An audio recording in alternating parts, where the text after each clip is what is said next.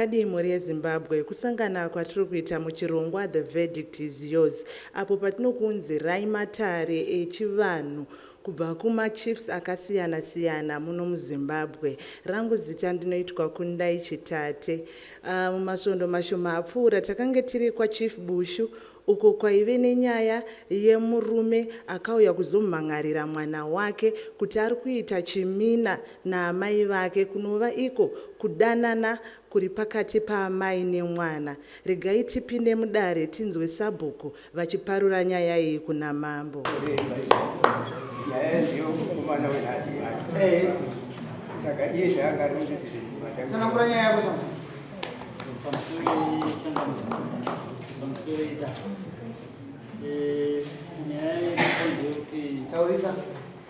Nyaya ripoti yekuti ndine mameseji andakabata mufoni yaadzimai vangu vachiratidza kuti vari kudanana naadzimai. Adzimai chichako? Adzimai mwana wemukoma wangu, mwana wangu. Saka nyaya iyi takaitira kuna sabhuku vaBUSHU ikagadziriswa mumusha. Takaigadzirisa semhuri. Tichipedza kuigadzirisa tichinoitura kuna asekuru anaBUSHU kuti nyaya iyi taigadzirisa kusvika apo. AnaBUSHU vakati penyu mapedzi magadzirisano paukama hwenyu mapedzi, isusu takuchisimudza kubva ipapo ichienda kumusoro.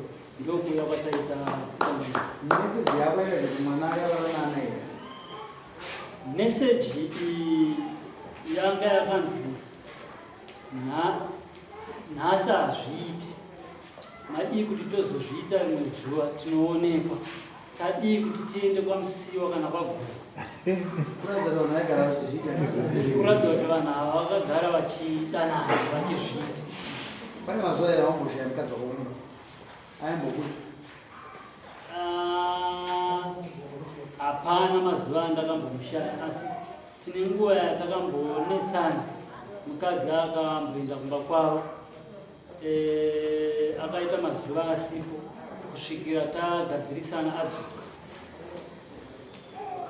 Saka tine nguva yandaiti inini ndaigona kubva pamba ndichienda kunoona bhora semeseji iyoyo. Zuva randakabuda ndichienda kunoona bhora inini ndo zuva rasendwa meseji.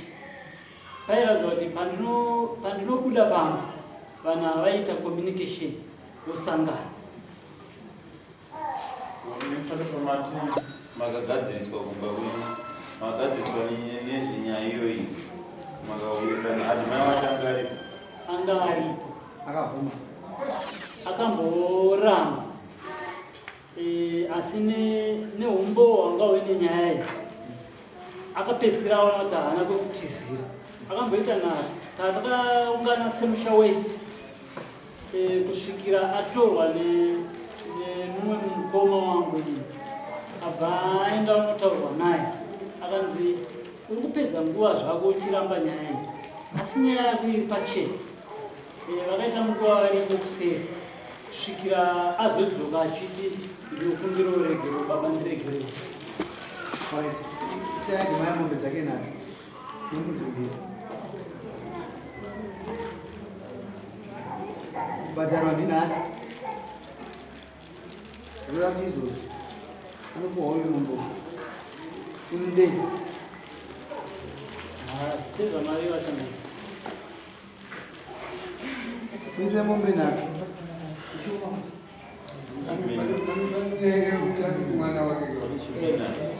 ane mombe nhatu dzake adzimai dzauyu dzikuya kuna uyu ane mombe 4 dzekutura mukadzi womunhu oisa mombe yake yechi5 yechimina nembudzi.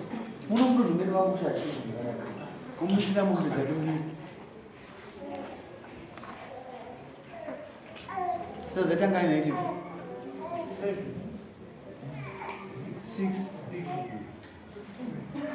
chimina mombe nembudzi mombe 4 muno mudunhu medu hatidi nyaya here handiti 6 dzinouya kutanga kunzo kwakayeredza kudaro ende munomudza adhimai kana muna amai ndimbaba wake ende munovaudza mombe 6 kudzida musi wa 3 uchisvika toda abvisa dzimwe momba bisaichitina kunyenga amai unoitaurira sabhuku waka adhimai ndindozaiko kudai mumuzi mwao wani akasingaudana akatongwa munyina wakabara ndizvo kunyenga amai yake